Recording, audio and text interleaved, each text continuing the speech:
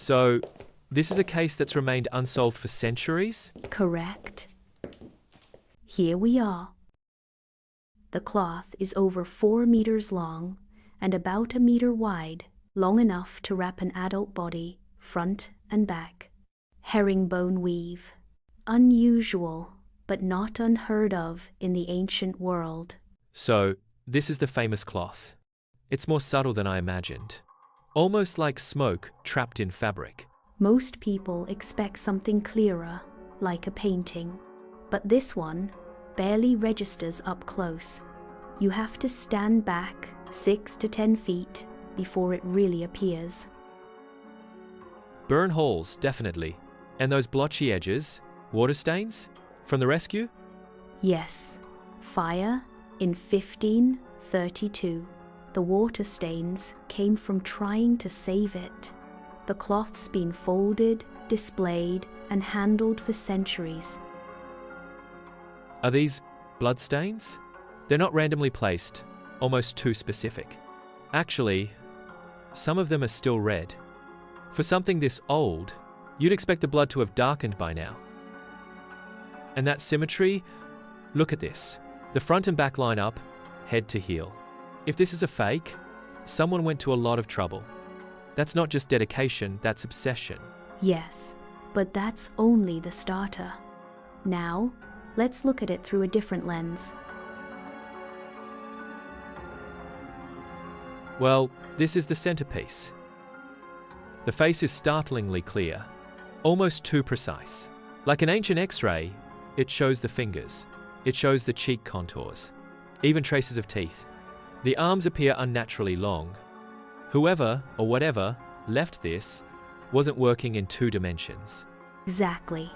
That's one of the image's most unusual traits. It shows internal structure, as if something were recorded beneath the surface. Stranger still, the cloth behaved like a photographic negative, and the negative revealed a positive.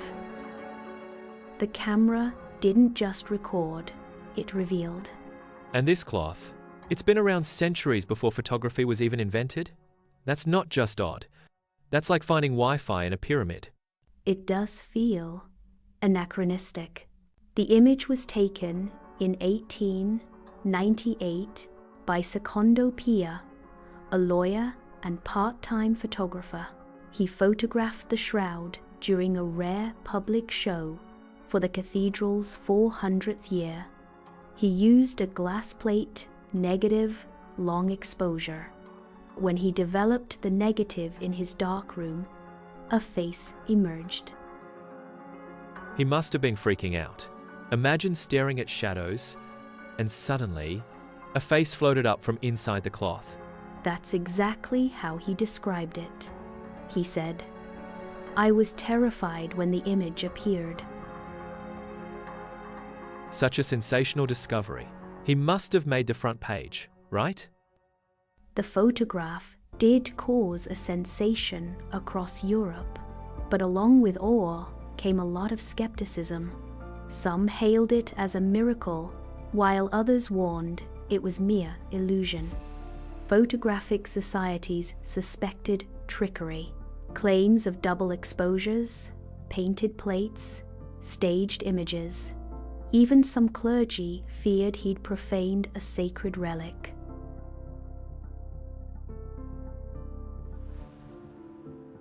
Funny thing, after Pia's photo came out, it wasn't skeptics leading the charge.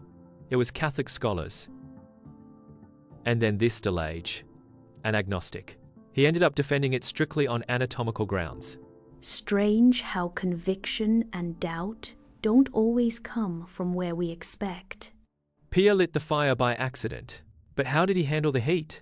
He was devastated, but stood firm, preserving his negatives and allowing his equipment to be examined, hoping that one day someone would judge fairly. So, how long did it take before people actually believed him? About 33 years later, in 1931, another photographer, Giuseppe Enrie, photographed the same cloth. With sharper tools, same haunting result. Well, the image was always there, just hiding in plain sight, playing hide and seek for centuries. It did. Once Enrie confirmed Pia's result, the question shifted from, "Is this a trick?" to, "What is this?" That's when real study began. Historians, textile experts, physicists, there's even a name for the field.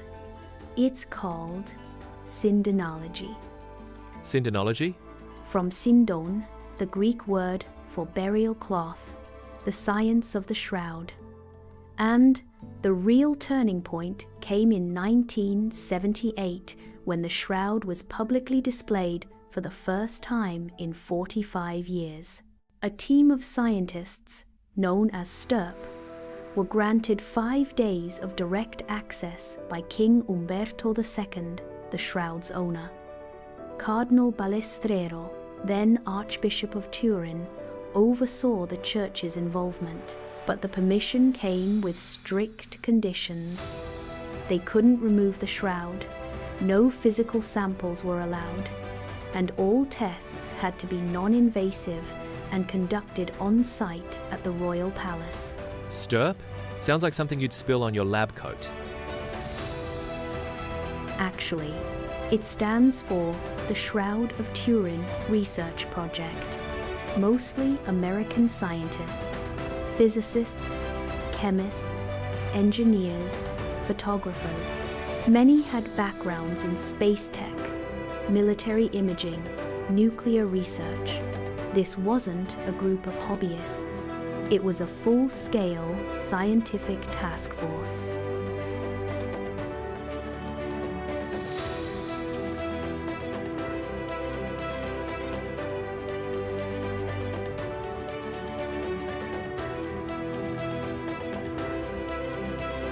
This lineup? It is a full-on interdisciplinary surround. This isn't just science, it's the Avengers of Nerds. With gear heavy enough to launch a Mars mission. After a few customs adventures, they finally rolled in. Just in time. In a dump truck. Not exactly NASA protocol, but it worked. They came fully loaded over 7 tons of equipment, setting up their labs right inside the Royal Palace of Turin. Working around the clock 120 hours non-stop. From ultraviolet and infrared imaging to spectroscopy and microscopic analysis, their goal was to gather every possible detail without damaging the cloth. Wow. So did they find all the answers? Like, right away? More questions than answers, actually. It took 3 years, but when the official report came, it was careful and stunning. The bloodstains are human. The image itself, just a superficial discoloration. And yet, it forms a photographic negative with encoded 3D information. But how the image got there?